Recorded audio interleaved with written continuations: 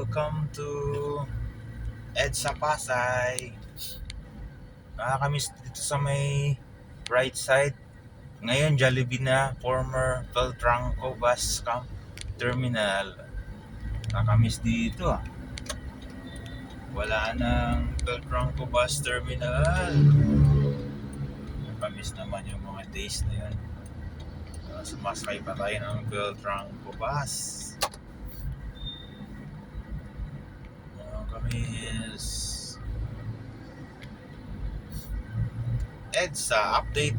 EDSA today. Today is Friday.